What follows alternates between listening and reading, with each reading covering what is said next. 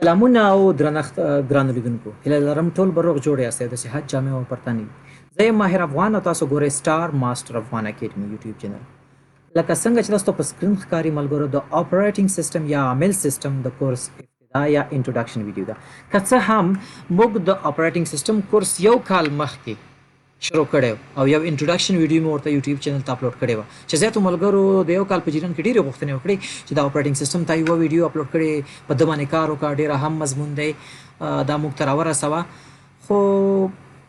مسؤلیتونه شو مصروفیتونه شو ما ونه شو کړی چې زه اپریټینګ سیستم ریکارډ کړم بالاخره نن تاسو ته زه یو ځل بیا د اپریټینګ سیستم انټروډکشن کوم ګرانو ملګرو اپریټینګ سیستم معنا عامل سیستم دا داسې یو مضمون دی چې لږ پیچیدام دی کنجکاوک دی او زیاته برخې تیوري ده خو ولې اهم مضمون دی که تاسو د هیواد په هر یو پوهنتون کې کمپیوټر ساينس پوهنځي کې یاستئ او هر یو څانګه وایي اپریټینګ سیستم به تاسو ته تدریسیږي اپریټینګ سیستم هغه انیشل بیسیک شیانو باندې به تاسو پوه شئ دا ډېر اهم دی او که تاسو به چېرته ماسټر ډیګري کوئ مخکې ځئ هلته هم اپریټینګ سیستم پکارېږي که تاسو چېرته مختلف آی ټي بخش کې تدري بستونه اخلئ د پوهنتون استاذي ته عموما د اپریټینګ سیستم تاسو ته مخکینی ویډیو چې ما انټروډکشن کړی و د اپریټینګ سیستم په هغه وخت کې کونړ پوهنتون ته 2 بستونه اعلان شوي ننګرهار پوهنتون کې امتحان اخیستل کېدو تاسو ته ما ویل چې وګورئ د اپریټینګ سیستم ریسورس ورکړل شوی دی شاید تاسو اپریټینګ سیستم زده کړئ بیا چې هر یو کتاب په ریسورس کې ورکړل شو کنسپټ چې مو واغوستو بیا مشکل نشته نو اپریټینګ سیستم ډېر زیات اهم دی خو دا ځل به څوک ریکارډ کوي دا ځل زما یو تکړه شاګرد تاسو لپاره الریډي ریکارډ کړی دی زه یې غواړم په خپل یوټیوب چینل اپلوډ کړم زه چې کله په پوهنتون کې محصل وم د 3م صنف او د 4م صنف نو ما د خپلو ملګرو ته اپریټینګ سیستم ریکارډ کوو داسې و چې ملګري به راټول شو الماهر استاذ موږ ته دغه اپریټینګ سیستم ډیډ لاک 3 یا پروسیس سنکرونایزیشن پروسیس منیجمنټ مختلف موضوعګانې به راوړي په دې راته کار وکړه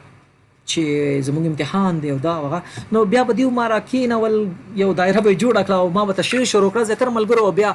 وایس ریکارډ کوو په موبایل باندې نو 2-3 کالو دپاره زما دا وایس همداسې په پوهنتون کې چلېدو زیاتره وخت به زه به چې ګرځېدم ملګرو به ما ته راکتل خندل به یې ګوشه کې به یې غوږو کې وي چې کله به امتحانونه تاسو پوهېږئ چې کله امتحانونه محصلین غریبانان جاینمازونه راغوستي یو ځای او بل ځای کې ناست وي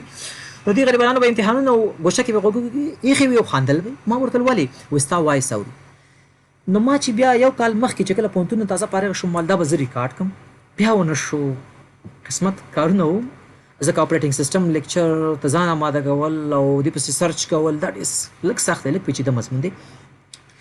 نو بیا ما یو تکړه شاګرد پیدا کړو زما ډېر زیات لایق او تکړه شاګرد چې کوم دی قاري صاحب نور خالق په دې وتوانېدو چې زما هغه وایس ریکارډونه ټول واوري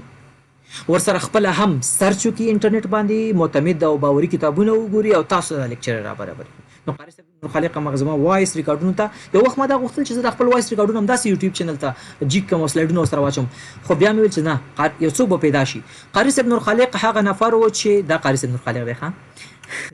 قاري صاحب نور خالق هغه نفر و چې په کونړ کې کله ما یو کال لپاره افتخاري تدریس کوو په اول او دویم سمسټر کې قاري صاحب نور خالق و نو ما دوی ته A+ تدریس کوو یو قاري صاحب نور خالق و یو امیر خان و یو سهیل نو قاري صاحب نور خالق هماغه وخت نه ډېر تکړه شاګرد او په دې وروستیو کې د کمپیوټر ساينس پوهنځي عمومي اول نمره دی نو ډېر زیات خواري کوي ماشاءالله قاریم دی او چا چې قرآن حفظ کړی هغې ته بیا د نور علوم ډېر زیات اسانه دي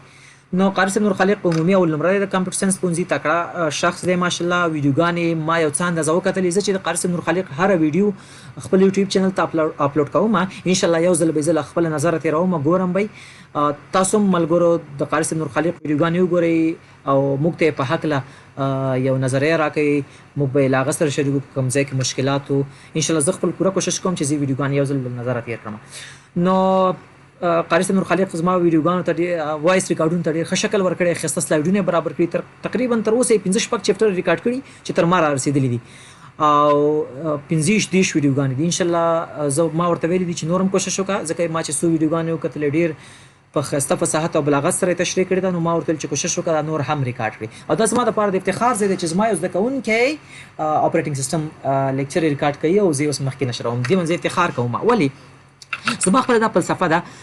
چې که چېرته یو استاد له خپل شاګرد سره له زړه نه خواري وکړي شاګرد باید په استاد زده کړی شي دا د ژوند اصول دي د دنیا چې پرمختګ کوي په همدې طریقه پرمختګ کوي شاګرد باید په استاد زده کړی شي که چېرته استاد له زړه نه تدریس وکړي ځکه کله چې ما دا وایس ریکارډونه د نمونې په ډول ریکارډ کول دغه وخت کې شاید ما سره د 15-16 استادانو علم و ویډیوګانې کتابونه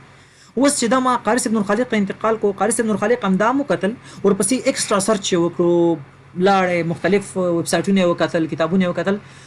نو اوس هغه چې خپل شاګرد ته د علم انتقالي د 15 سنو زما 15 لس خپل ذکر شل نو دا هغه شاګرد په یو وخت د 10 سنو علم واخلي به چې دا هغه شاګرد بل ته انتقالي خو کچې دا کار پسې د پوشي نو زه قاری صاحب نور خالق ته احترام لرم او زه ورته په قدر قایل یم تکړه شخص ته ماشاءالله